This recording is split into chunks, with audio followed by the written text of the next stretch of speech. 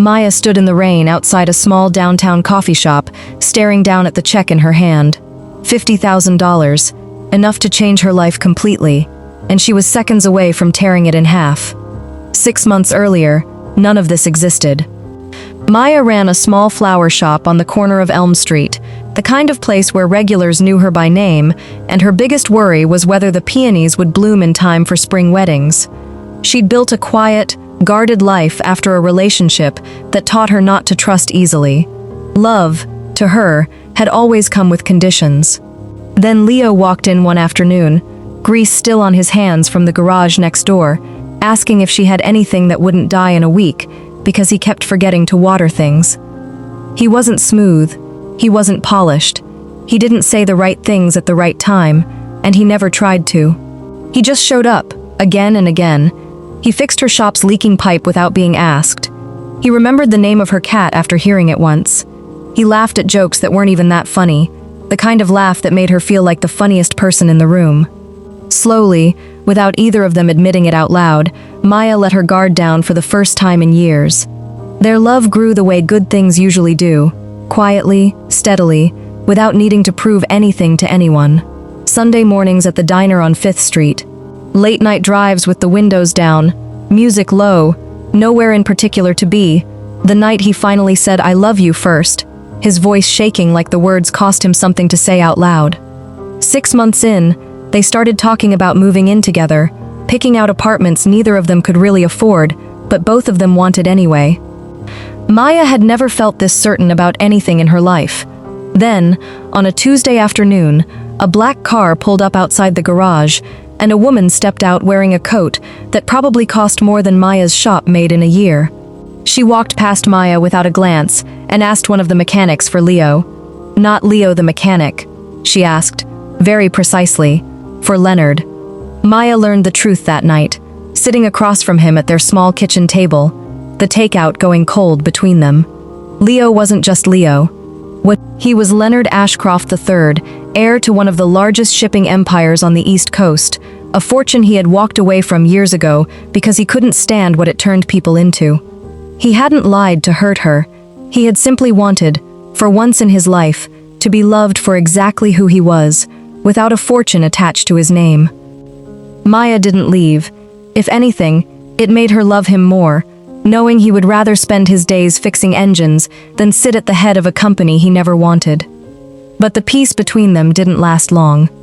His mother, Vivienne Ashcroft, arrived 4 days later, and she hadn't come to reconnect with her son. She had come to end things. She found Maya alone at a coffee shop near the flower store and sat down across from her without an invitation, sliding a check across the table like it was the easiest transaction of her life. $50,000, she said, her voice cool and practiced. "To disappear from my son's life quietly, before you ruin everything he was raised to become." Maya didn't answer right away. She picked up the check, studied the number written across it, then rose from the table without another word and walked toward the door. "We'll see about that," Vivienne called after her, unmoved, already certain that money always worked eventually.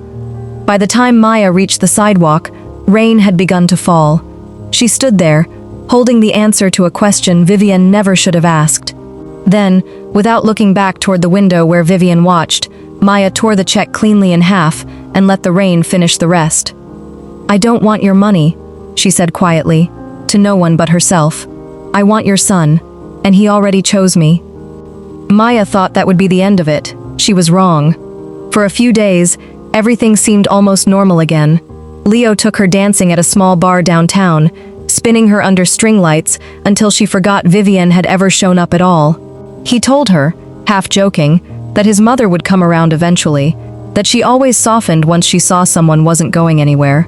Maya wanted to believe him. For a little while, she did. A week later, Leo called her, his voice hollow in a way she had never heard before. He said he needed to see her, right away. When Maya arrived at the garage, his eyes were red, a folder lying open on the counter in front of him. Photographs. Maya, sitting close to a man she had never met, an envelope of cash resting on the table between them, like evidence of something she never did. "Tell me this isn't real," Leo said, his voice barely holding together. But every frame of it had been staged, orchestrated so carefully that even Maya struggled at first to explain what she was looking at. She hadn't been at that restaurant. She hadn't touched a single dollar. But whoever built this lie had built it well enough that the man she loved was looking at her like she was a complete stranger. "I don't know who that is," Maya said, her voice cracking under the weight of it. "Leo, please, you have to believe me. I would never do this to you."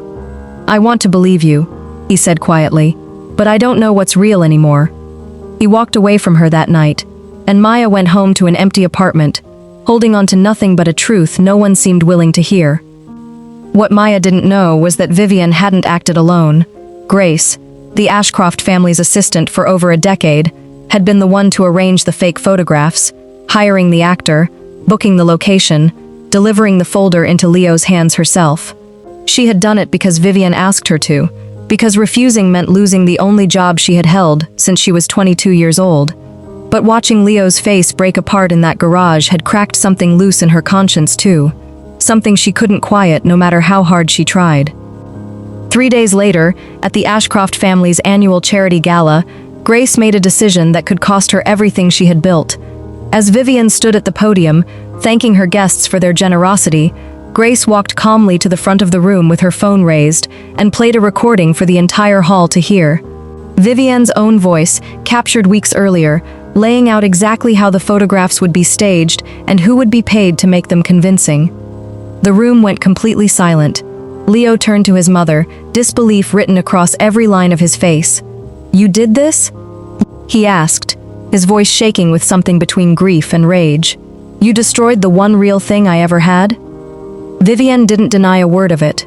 She simply said what she had believed all along. "I did it to protect this family's name. That girl was never going to be enough for you, Leonard." "She was everything I actually wanted," Leo said, his voice finally steady. "You just couldn't see that, because it didn't come with a price tag attached." He left the gala that night without looking back, driving straight to Maya's apartment through streets he barely remembered passing.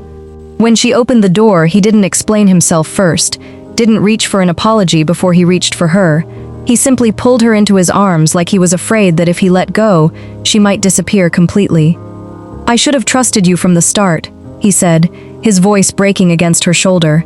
"I'm sorry it took losing you to finally see the truth clearly." Maya held on to him, tears slipping down quietly in the dark hallway. "You found it," she whispered. "That's all that matters now." Vivienne never apologized, not that night and not in the months that followed. She simply stopped calling, stopped showing up, retreating into the quiet, controlled world she had always known how to protect. Leo let her go without chasing an apology he knew would never come. Some relationships, he realized, couldn't be repaired, only released. In the weeks that followed, Leo didn't return to run his family's empire, and he never asked Maya to live inside his old world either. Instead, he stayed exactly where he had chosen to be all along, grease on his hands, flowers filling the shop around them, a love that had already survived the only test that ever truly mattered. The check Vivienne had once used to try to buy Maya's silence never bought anything.